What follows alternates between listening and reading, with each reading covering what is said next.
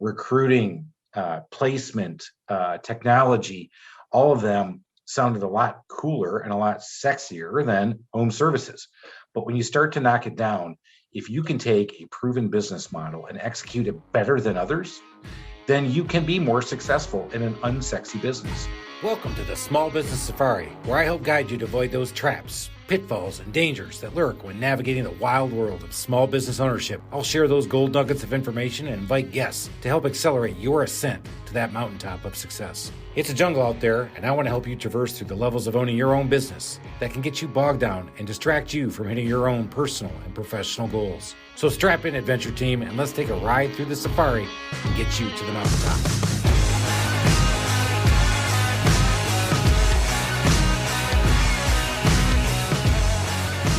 It's Chris again. Today we're talking about risk, reverse engineering, and potential blind spots that might keep you from making a good decision. We had Scott Specker on, who's the owner of 5 Star Painting here in the Alpharetta area. That's the northern suburbs of Atlanta.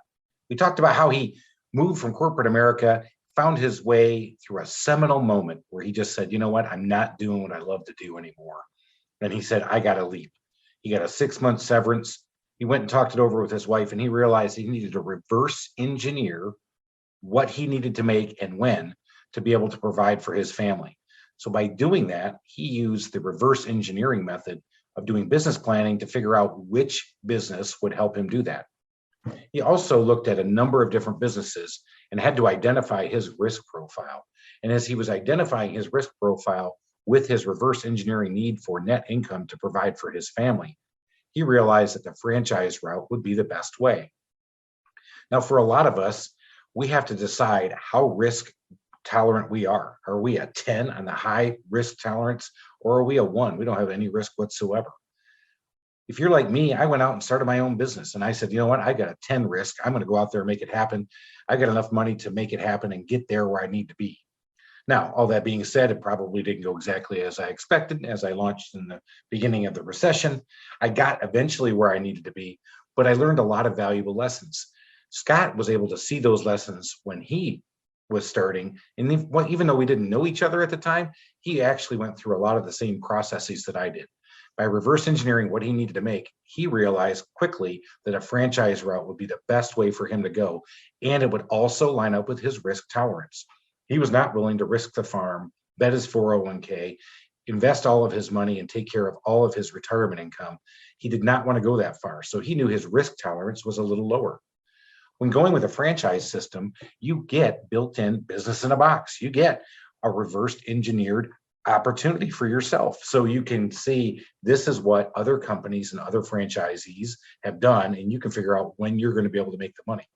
Now, they give you the business in the box. You still got to be a business owner, man. You got to get out there and make it happen. And so Scott learned that the hard way too. He did one of those classic, go out there, underestimate something so incredibly bad and lose his butt on the first job, which I did wildly all the time on my own. Didn't even need a franchise system to do that. But he learned quickly how to use the system and the process to get him where he needed to be. When he got into that system, he started to learn a lot about how to run it. And he did a great job in scaling his business to where he is today by not only following what the franchisor was telling him, but also learning from other business owners and talking to other people who were in this home services space.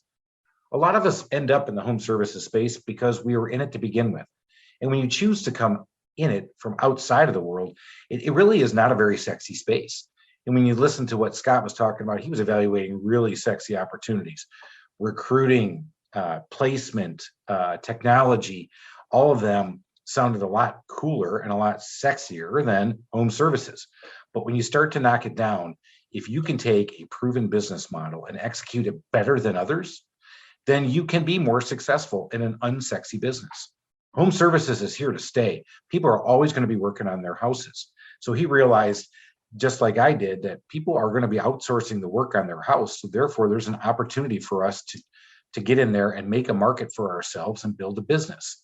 And while it doesn't seem as cool as being the first guy to launch something into space or the first guy to come up with an electric vehicle or whatever it may be, it's not the best idea in the world.